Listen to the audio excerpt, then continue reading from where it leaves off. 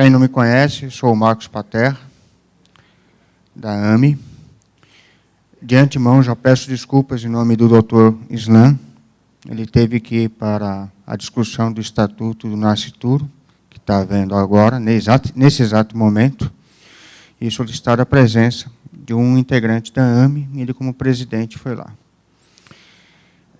Antes de darmos início, eu vou passar um filmezinho aqui, que é a respeito da Mednesp, o maior evento da AME que tem aqui no Brasil.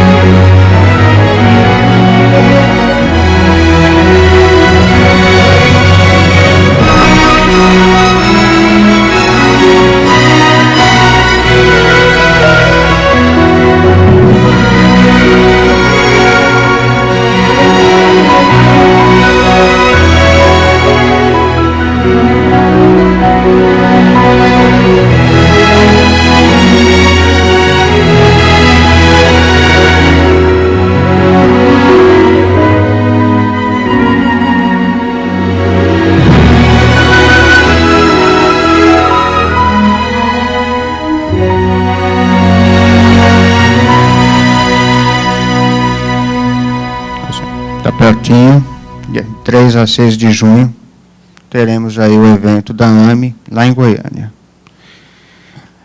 A palestra hoje é Viver é a melhor opção, como é que é o nome? É a melhor escolha. Isso. Tá? Vai ser a nossa palestrante, a Lúcia Souto, psicóloga, também representante da AME, trabalha conosco. E eu vou convidá-lo a vir ao palco para que possa ministrar a palestra. Boa noite, gente.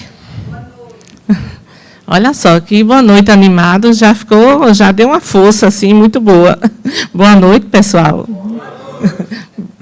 Pois bem, meu nome é Lúcia Souto, como falou o Paterra, e eu quero agradecer de antemão à AME pela oportunidade de estarmos aqui e conversarmos um pouco a respeito deste tema, que para nós é um tema assim, bastante, digamos, importante, porque ele vem tratar de questões que diz respeito à vida de todos nós, que é a questão do viver.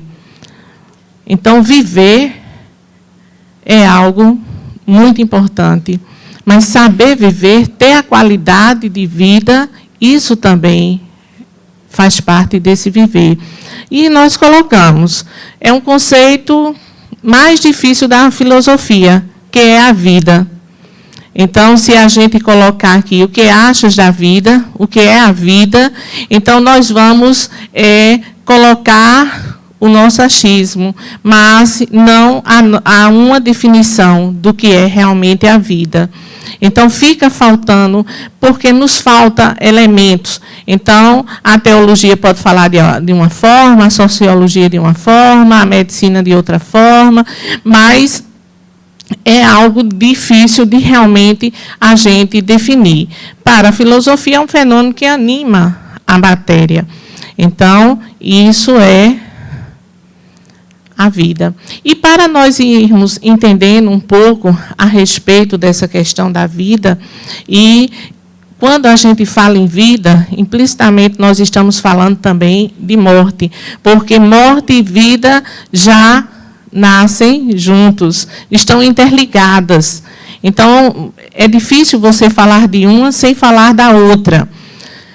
Mas nós, falando dentro dessa questão dinâmica, do aparelho psíquico no ser humano, nós trouxemos aqui para vocês, digamos assim, o aparelho psíquico, na teoria da teoria estrutural da psicanálise e também de base analítica e junguiana, que nós estamos vendo aqui. Então, a primeira, do lado de cá, do lado direito, nós vamos ver esse aparelho psíquico que o Jung nos traz, que é justamente, ele fala do mundo interno, no mundo externo. Ele veio falar no si mesmo, que seria essa totalidade da personalidade, e Jung nos traz ainda a questão da persona e do ego. A persona, que seria aquela forma da gente se apresentar na sociedade. E essa persona, ela vai se apresentar de diversas formas, de acordo com os conteúdos absorvidos ao longo da nossa existência. Então, e também através dos arquétipos. Não é?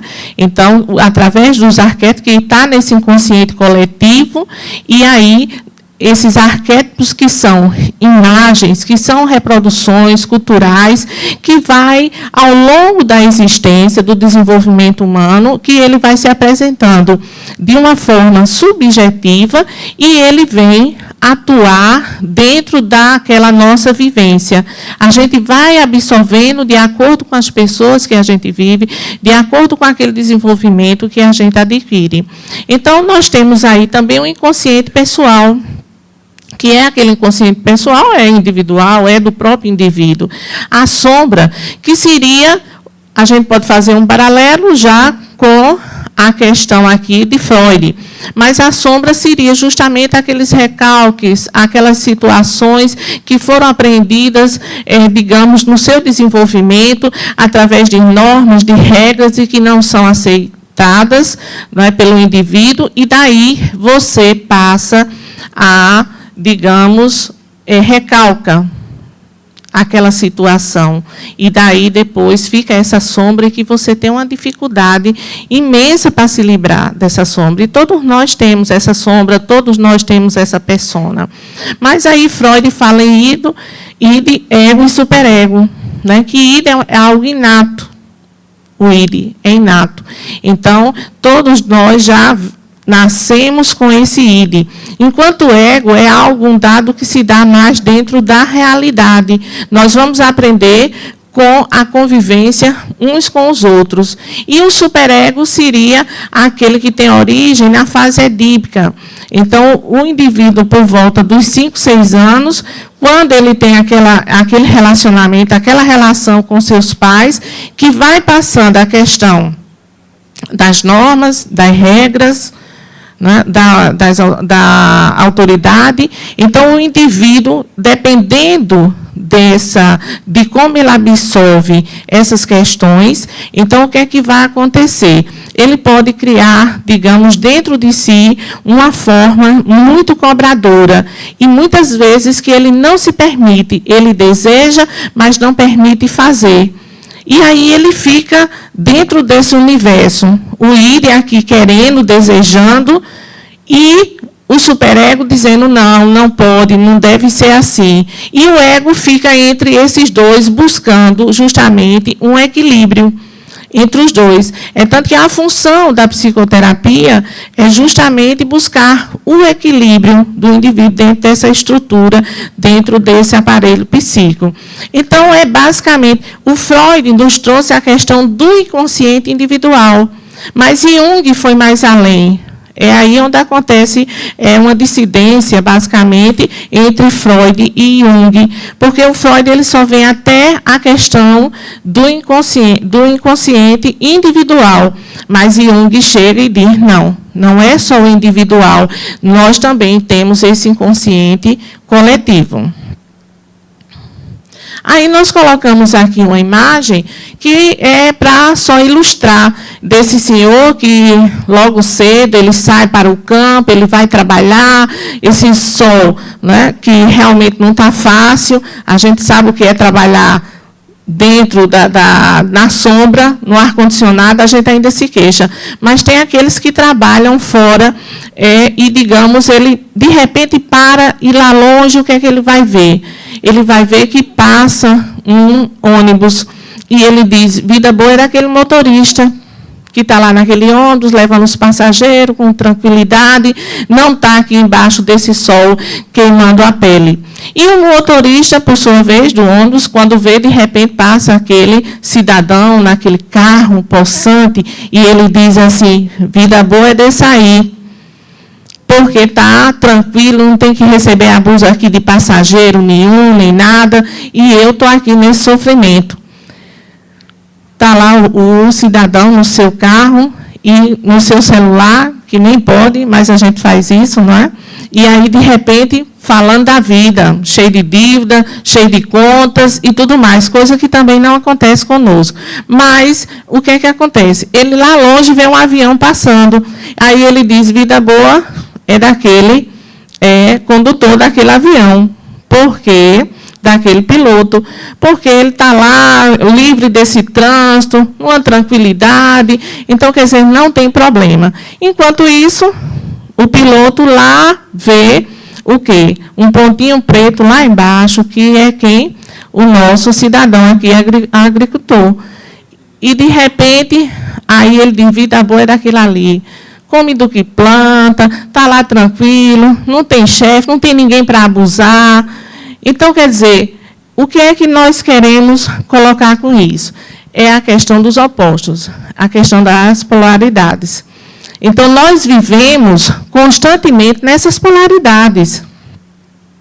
É feio, bonito, doente, saudável, dia, escuro, não é assim? A gente vive nessas polaridades. Então, isso, realmente, essas polaridades, se a gente for levar para a estrutura psíquica, o que é que acontece? A gente está lá no id ou a gente está aqui no superego? A gente não sabe a quem atender. A gente não sabe se a gente atende a esse id, ao ego, a persona ou a sombra que quer se manifestar, mas que a gente não permite essa manifestação. E isso vai nos trazer, evidentemente, danos. Não é? Mas aí, nessa questão das polaridades, a gente pergunta aqui para vocês. Então, se a gente vive nessas polaridades, o que é que acontece? Qual é o oposto de vida? Morte. Não é? A maioria das pessoas fala isso. Morreu, acabou. O oposto de vida é morte. Mas quando a gente morre, o que é que acontece? O que é que acontece? Esse corpo desaparece. Não é? Não é assim? Ele vai desaparecer, esse corpo. E ele, tudo que digamos, ele vai desaparecer, mas ele terá uma nova oportunidade de aparecer. Assim nos informa a doutrina espírita. Então, ele aparecendo, quer dizer, o oposto de vida não vai ser morto. O oposto de vida não tem opostos. Vida não tem opostos. Vida é vida.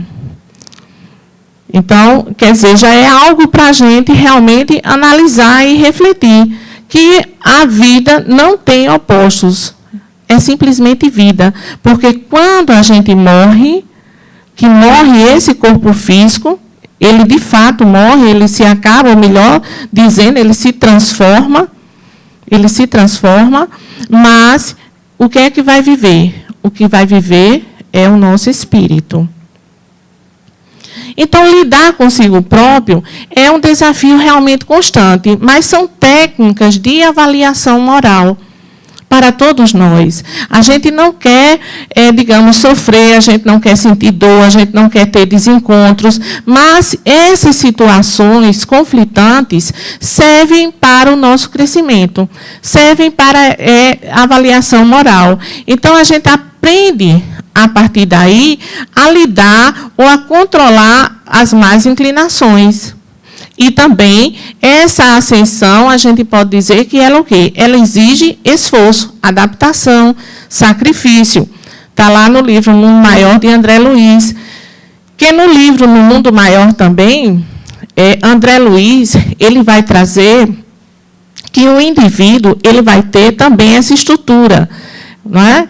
Essa estrutura psíquica. Então, André Luiz ele vai nos dizer que nós temos o inconsciente, o consciente e o superconsciente. André Luiz já nos passa também essa informação do mundo espiritual. Esse inconsciente seria o quê? Os vícios, os hábitos, ele fala. E para que a gente venha para o consciente, a gente teria que utilizar de quê? Do esforço, da vontade. E o superconsciente seria essa parte que transcende, que nós já chegamos, digamos assim, nessa parte do luminoso. Então, numa parte assim que está a totalidade do ser. Certo? Então, são informações de André Luiz. Aí, daí, através desses conflitos, quando eles não são aceitáveis, o que é que acontece? Quando você fica naquela briga de só querer atender ao id, certo? O que é que vai acontecer? O ego, ele fica desajustado, desequilibrado, então começa a acontecer alguns fenômenos internos. Esses fenômenos internos, você passa a ter temor de enfrentar as diversas situações, as situações novas que surgem no decorrer da nossa existência. Então, a gente vai ter essa dificuldade de lidar com essas situações.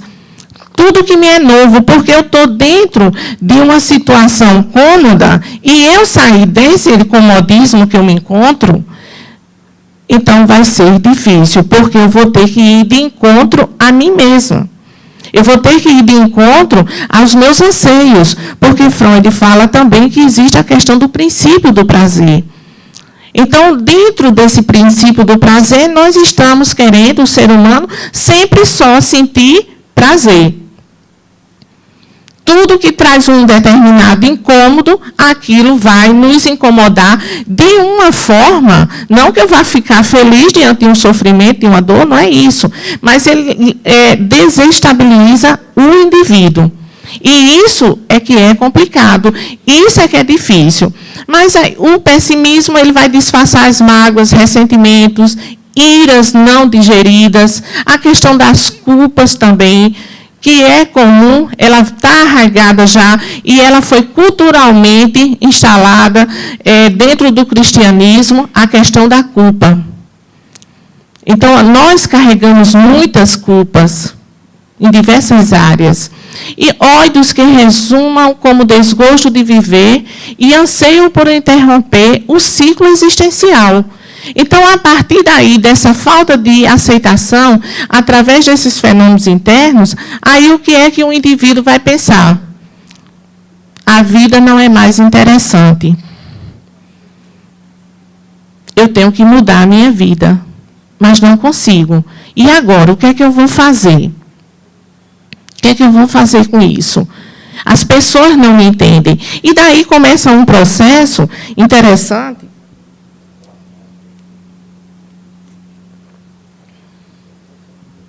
Começa um processo interessante, que é o seguinte: o indivíduo, ele começa muitas vezes a dar indicação de que está acontecendo algum conflito dentro de si, algo que ele não está conseguindo ajustar. Mas as pessoas não entendem. Aí o que é que acontece? O indivíduo está dando indicação de que a vida não está interessante. Ele dá uma indicação física, verbal, mas as pessoas que estão por perto, a mais das vezes, não querem aceitar isso, fogem. Por quê? Nós estamos falando aqui, interromper o ciclo existencial, seria você fazer o quê? Cometer o suicídio. E o suicídio ainda é um tabu imenso na sociedade de um modo geral. As pessoas, digamos assim, as pessoas não aceitam ou têm uma dificuldade imensa de falar sobre esse tema. E se alguém chega e diz assim, a vida não me é mais interessante, eu prefiro morrer, aí imediatamente a gente vai e diz assim, mas deixa de conversa, tu está tão bem, você tem tudo para viver bem. Já ouviram essa conversa? Não é assim? Então, você tem tudo. E muitas vezes acontece de essa ser a pior frase de você colocar para um indivíduo. A pior naquele momento. Ele vai perceber que tu não está entendendo a condição dele. os sentimentos dele, o que ele está passando. Então, a escuta, simplesmente a escuta, não é? Rubens Alves até fala assim, tem tanto curso de oratória, mas de escutatória não existe. Curso de escutatória, vocês já ouviram falar em curso de escutatória? Não, né? Então, na nossa profissão, a gente vai aprendendo com o caminhar, né, da carruagem. Mas realmente não existe esse curso. E nós temos uma dificuldade imensa de ouvir o outro. Quando o outro começa a falar de si, eu já me lembro de algo que aconteceu comigo e já coloco no meio da conversa. Olha, comigo foi assim. Mas eu fiz isso. Então, dessa forma, é que a pessoa vai se colocando, e que não é realmente interessante. Então, falar sobre o suicídio, falar com a pessoa que tem ideia de suicídio, é importante. É importante deixar a pessoa falar. É um mito dizer que a pessoa falar sobre suicídio, aquilo pode incitar mais ainda o indivíduo a querer cometer esse suicídio. Então, é mito, é importante que se fale. E, acima de tudo, é importante que se busque ajuda profissional. Então, não tem como você, realmente, a mais das vezes, você não tem essa condição. Principalmente se trata de um familiar, uma pessoa querida, e aquilo vai envolver tantos sentimentos, tantas emoções, que é importante, então, você passar para uma pessoa que possa realmente fazer essa escuta, já que você não tem, digamos, aquela condição emocional de ouvir aquela pessoa. Então, é importante, então, que nós façamos isso. Nós trouxemos aqui, apenas como referência, esses dois livros, não é? Suicídio, um desafio para a psicologia, e o outro, que é Suicídio e Alma, de James Hillman, que é um psicólogo norte-americano. Então, no Suicídio, desafio para a psicologia. É um desafio. Começa logo na graduação, porque na graduação, eu acredito, não sei hoje, não tenho certeza, mas acredito firmemente que não tem, digamos, uma cadeira específica que se fale sobre suicídio. Uma orientação sobre o suicídio. Não existe. Então, quer dizer, a pessoa já fica com essa deficiência dentro do próprio curso, porque hoje é cada vez mais fácil, né, aparecer pessoas com esse quadro de ideia suicida. Então, esse livro, Suicídio, um desafio para a psicologia, ele foi aqui realizado pelo Conselho Federal de Psicologia. Então, foi uma transcrição online, houve um debate em 2013, e daí eles procuraram trabalhar esse tema. E perceberam, eu coloquei aqui, foi o maior número de acesso já obtido pelo Conselho Federal de Psicologia, foi quando houve esse debate em 2013. E que aí veio combinar com este livro, que está na internet, você tem em PDF, você encontra tranquilamente. Que é interessante, o interesse das pessoas é saberem sobre a questão do suicídio. Ainda bem que hoje está se procurando saber mais. As pessoas estão um pouco mais interessadas, e estão interessadas porque o número de suicídio é um número alarmante. Inclusive, aqui também na Paraíba.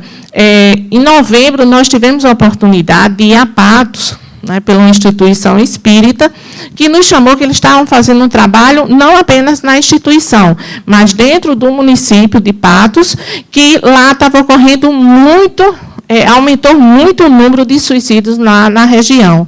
Então, os centros espírita que tem em Patos, eles se reuniram para fazer essa campanha lá em Patos, e nós tivemos a oportunidade de ir lá. Bom, e o James Hillman, ele traz, psicólogo americano e contemporâneo de Jung, né, e ele criador da psicologia arquetípica, enquanto Jung é o pai da psicologia analítica. E ele fala aqui que é importante a gente desconstruir certezas egóicas. E também tem um olhar analítico para o suicida. Ele fala, a mais das vezes, a questão do suicídio é olhado da questão externa. Enquanto que aí ele fala, não, olha, vamos olhar, isso é uma questão que é importante se olhar do interior do indivíduo, para o interior, e não simplesmente externamente. Por que não externamente? Porque aí a gente está sempre relegando essas questões do suicídio à questão social, que também tem o seu peso. Então, um jovem que está em casa, muitas vezes tem um pai, o pai não suporta ver aquele filho crescendo, se tornando homem, enquanto o pai vai murchando um pouquinho, e aquele filho crescendo, tomando jeito de homem, mas está lá dormindo até meio-dia, e aí começam as cobranças dentro de casa, é preguiçoso para lá, é vagabundo para cá. Então, quer dizer, há essa questão, e o indivíduo termina fazendo o quê? Sai, procura emprego, não acha. A nossa realidade também é essa. Sai, procura, não acha, não é fácil, realmente. E daí ele termina, a mais das vezes, se acomodando e, muitas vezes, termina por vir a cometer o suicídio ou tentar. Então, nós trouxemos aqui, nos países de primeiro mundo, então, a gente vê que no Japão, aqui, há um índice alarmante também de suicídio. Nós vemos lá, também a gente encontra aí na internet, que existe uma floresta no Japão, que eles chamam a floresta do suicídio. Então, você resolveu se suicidar e vai lá e se suicida. Não sei se vocês já tiveram a oportunidade de ver. Então, isso ocorreu muito, o número de suicídios no Japão subiu muito depois que um escritor japonês escreveu um livro de como e quais seriam as técnicas para se cometer suicídio. Não é? Aí, daí as pessoas começaram a ler e começaram a cometer suicídio. Recentemente, nós atendemos uma jovem de seus 30 e poucos anos, e essa jovem chegou ao nosso consultório com a ideia de suicídio. E falou, olha, Lúcia, eu estou procurando uma forma, e na internet tem milhões de formas, para cometer o suicídio. Algo que não seja nem tão doloroso para mim, e algo que não seja tão doloroso para a minha família. Para você que é espírita, e chega uma pessoa que não acredita em nada de espiritismo e que não quer nem ouvir falar, não é? Então, dá uma certa inquietação interna, mas você tem que segurar, porque nós estamos ali enquanto profissional. E aí a gente atender dentro, digamos, de forma que ela possa entender, que ela possa se entender. Porque é importante que a pessoa realmente busque o autoconhecimento. Ela precisa se conhecer para saber das suas limitações. Então, a gente vê aqui, na Suécia mesmo, a gente vê que existem casos de suicídio assistido. Casos de suicídio assistido. Aí você chega lá com a injeção letal, e aí, você realmente quer morrer, não quer morrer, como é que fica? Não, eu quero morrer, estou a fim de morrer. E vai e aplica aquela injeção. Na Holanda, a gente estava lendo também, que na Holanda o que é que acontece? As pessoas da maioridade, eles estavam fugindo do país ou fugindo de alguns estados. Por quê? Porque os filhos, pronto, adoeceu, tipo, carro velho, não presta mais, vamos trocar por outro, não tem como. Então, digamos assim, descartar aquela pessoa idosa. Então, são dados assim alarmantes. No mundo, hoje, a gente vê, existe mais de 1 milhão de suicídios. Enquanto a gente está aqui, está acontecendo diversos suicídios por aí, talvez até aqui na Unimed esteja chegando algum caso. E aí, no Brasil, a gente vai ver que está no quarto no mundo, digamos assim, nesse aumento avassalador de suicídio. Então, é uma coisa séria, algo que acomete mais nas pessoas do sexo masculino, certo?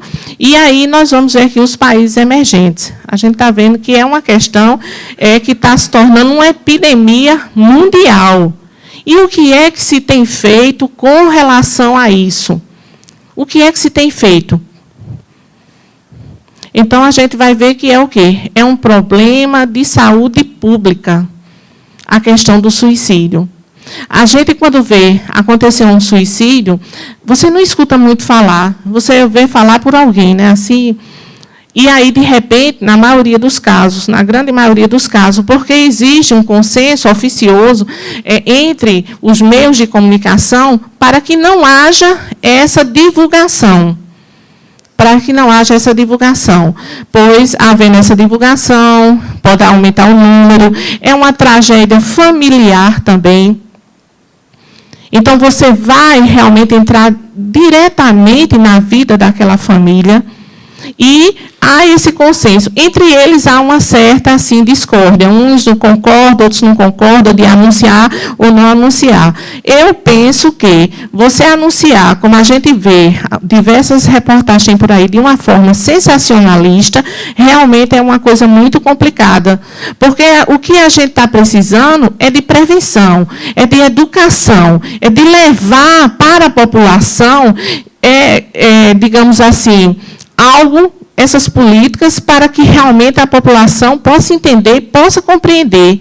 Porque não são poucos os casos de suicida que aparecem. Eu conversava até com uma colega anteriormente, aí, esses dias, e dizendo para ela, eu digo, eu não sei o que é que acontece comigo, que eu acho que eu tenho um chama para suicídio. Porque tudo, e ela disse... realmente, porque eu estava contando assim, olha, eu estou com um caso de suicídio, olha, eu tenho um caso de suicídio. E contava um ou outro caso, assim, realmente você vem com muitos casos de suicídio. E aí, quer dizer, o número é gritante, cresce a cada dia. As pessoas não estão sabendo lidar com os seus conflitos internos. Há essa dificuldade imensa. Então, é uma tragédia pessoal, é uma tragédia familiar e se tornando um problema de saúde pública. Então, o suicídio, o autossuicídio, as causas mais comuns são transtorno mental e ou psicológico, a depressão, né, tanto bipolar, esquizofrenia. Ela diz que 10% da população de esquizofrênicos comete suicídio. Eu não sei se os amigos psiquiatras que tem aí, né, realmente já viram esses dados alarmantes. Nós tivemos a oportunidade de, há pouco tempo, entrar numa pós-graduação em psiquiatria, e aí a gente via muitos professores falarem a respeito, olha, quando está na depressão, o transtorno bipolar, quando ele entra na fase de depressão, está tomando a medicação, é aí que se deve ter cuidado, quando começa a haver a melhora. Porque quando começa a melhora, é que aí ele corre o risco dele cometer o suicídio. Porque ele saiu daquele quadro de apatia, daquele quadro de não querer fazer nada, de estar prostrado em cima de uma cama, ele começa a se animar, ele começa a se levantar e tudo, e daí ele começa realmente pensar de uma forma mais contundente com relação ao suicídio. Então, o abuso de drogas lícitas e não lícitas, as dificuldades financeiras, que no Japão acontece muito, segundo as informações, que o suicídio que acontece é muito por conta de ordem financeira. Emocionais também desempenham um fator significativo. Então, aqui a gente vai ver que existem os suicídios conscientes e inconscientes também, não é? Que a gente vai ver um pouquinho lá na frente.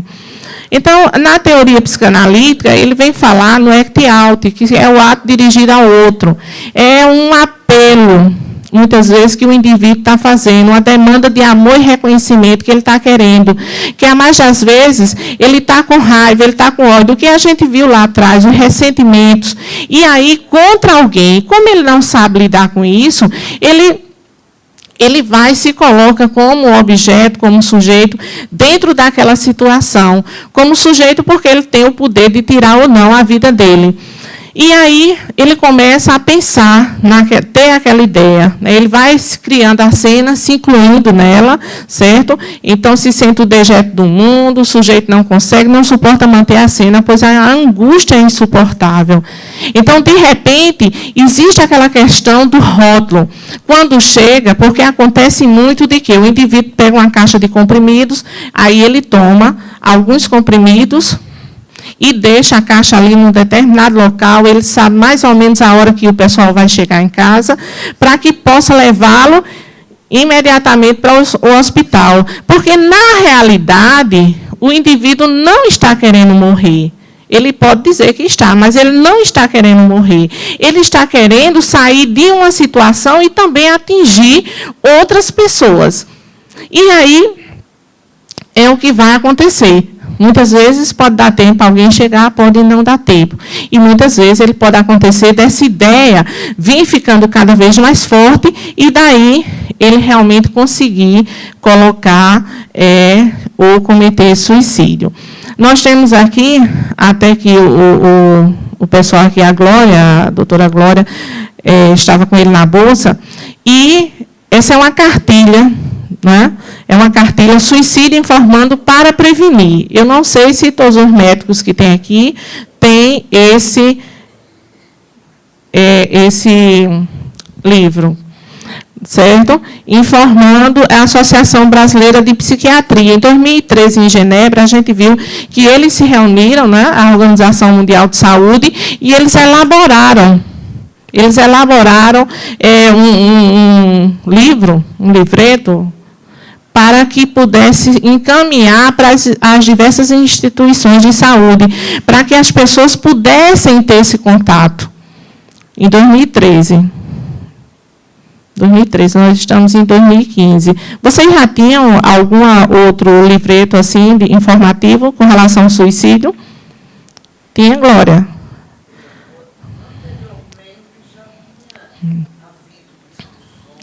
Discussões. Uhum. Uma cartilha. Exatamente.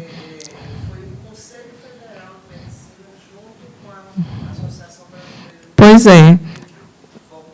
Em 2013, a Organização Mundial de Saúde, eles já se reuniram, debateram e realmente organizaram, digamos, essa cartilha para encaminhar. A gente encontra lá também na internet. Então, é importante porque muitas vezes acontece dos profissionais de saúde dizer, isso é um caso de histeria, né? A pessoa não quer se matar.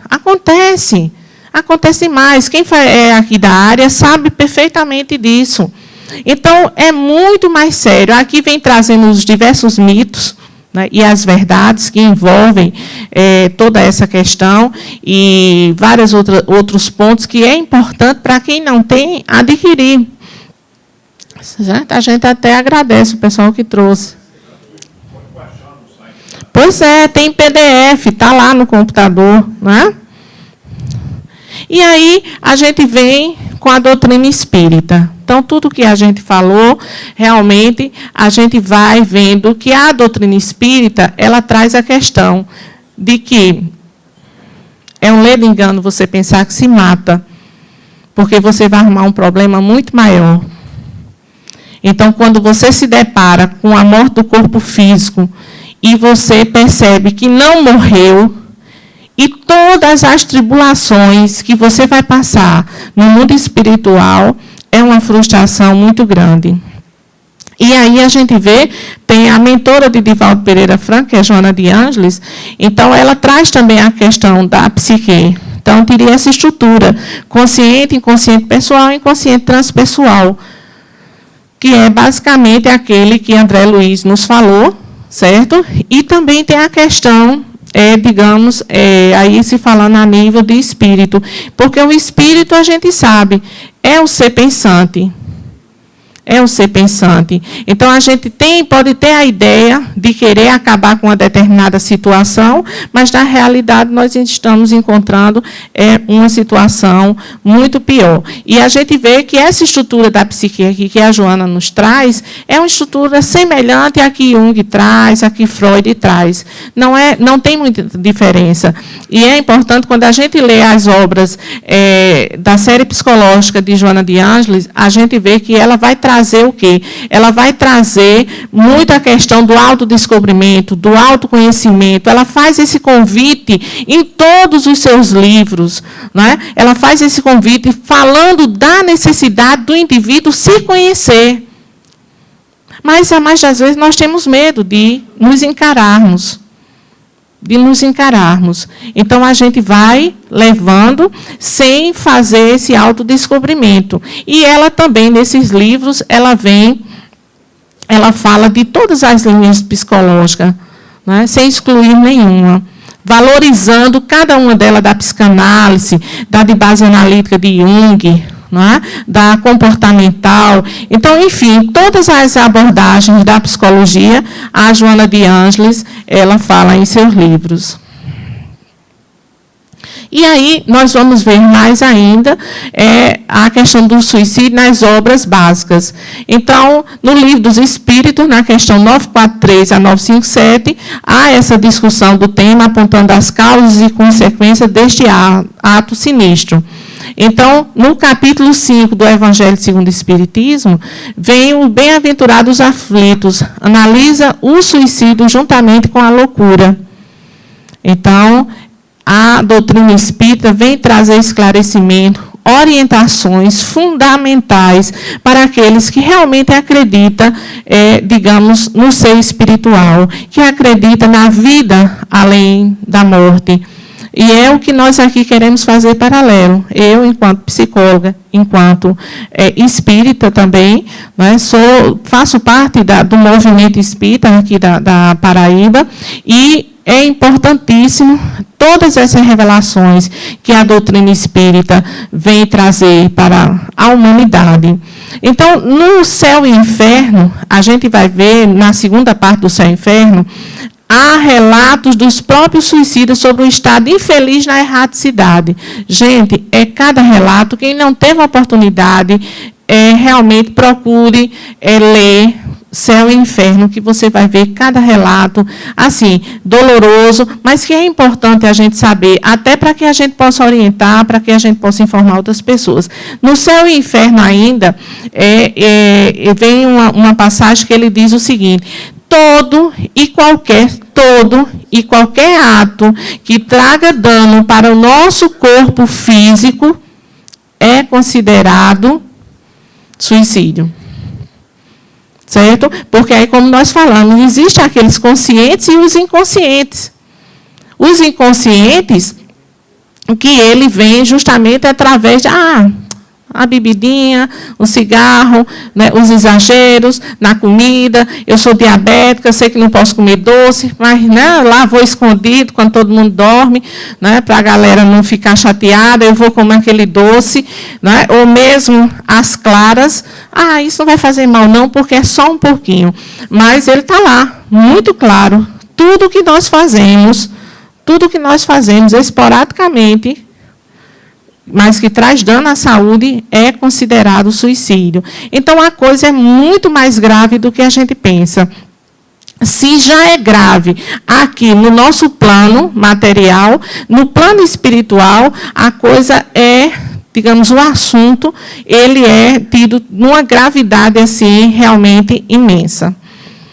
Aí, a gente traz mais ainda referências complementares. Memórias de um Suicida, é um livro forte.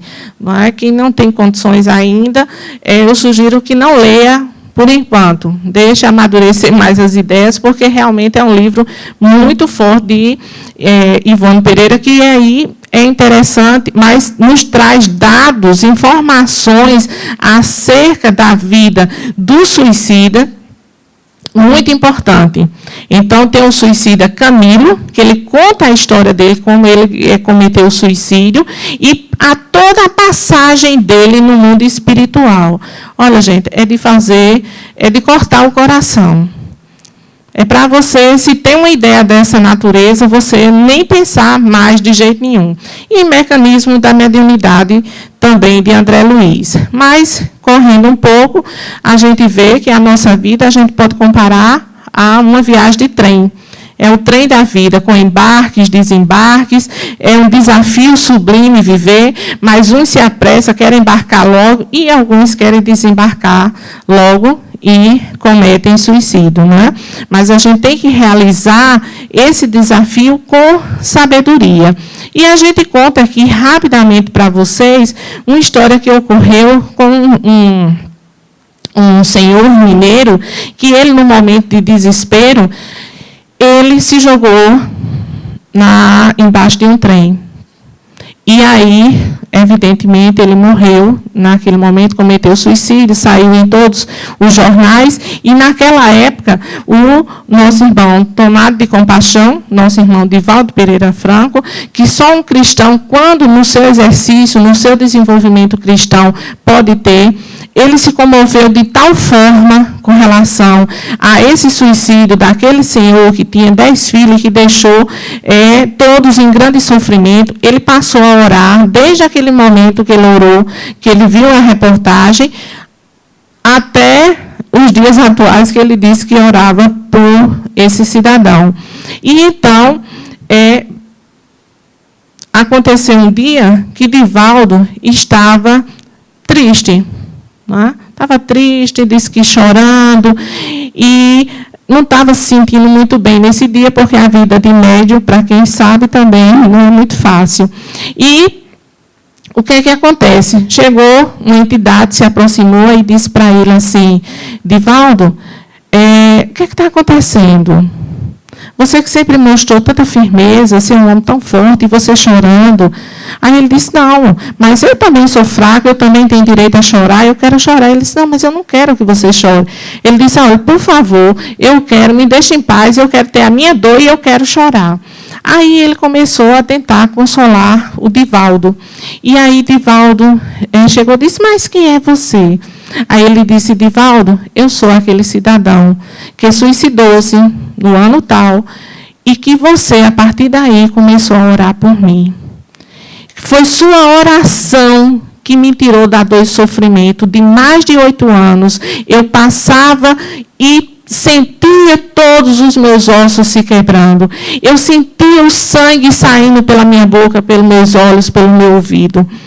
Você não sabe a imensa dor, e quando eu pensava em respirar, vinha toda aquela cena novamente. E a gente aprende na doutrina espírita, não é, que nós temos 3 corpos, não é? Então, que é o corpo material, o corpo perispiritual e o corpo espiritual. E que esse corpo perispiritual, que liga o espírito à matéria, ele também é envolvido por um fluido, um tipo de energia, que vem da energia cósmica universal, e que daí ele sente todas essas sensações, essas percepções de fome, de sede. Quando a gente desencarna, ele permanece a sentir ainda. E então, porque ele é um corpo semimaterial também.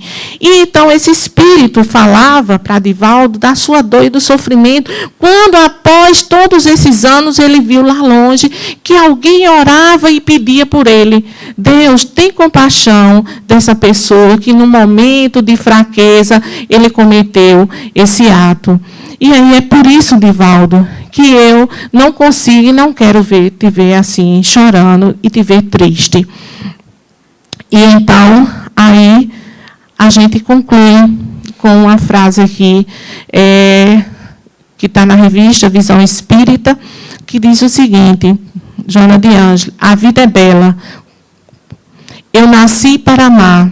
E a gente, quando nasce para amar, tem sempre que fazer alguma coisa para que o mundo se torne digno de ser amado. Eu nasci para servir. Então, estamos aqui com um objetivo superior. O mal que me fazem não me faz mal. Porque toda vez que alguém pensa em mim negativamente, isso deve constituir um estímulo para que eu avance na direção do bem. O sol que brilha dentro de nós é a presença do amor. E aí, meus irmãos, a gente pensando, fica com o poema de Gonzaguinha, que diz assim: eu fico com a pureza da resposta das crianças. É a vida, é bonita e é bonita. Viver e não ter a vergonha de ser feliz. Cantar a beleza de ser um eterno aprendiz. Eu sei que a vida devia ser bem melhor e será. Mas isso não importa que eu repita. É bonita, é bonita, é bonita. E a vida? E a vida? O que é? Diga lá, meus irmãos, né? Então, mas se a vida ela é maravilha ou é sofrimento? É alegria ou é lamento? O que é, meu irmão? Ele diz que a vida é viver, ela diz que é melhor morrer, pois amada não é e o verbo é sofrer. Eu só sei que confio na moça e na moça eu ponho a força da fé. Somos nós que fazemos a vida como der, puder ou quiser, sempre desejada, por mais que esteja errado. Muita paz. Muito obrigada a vocês, obrigada ao Senhor.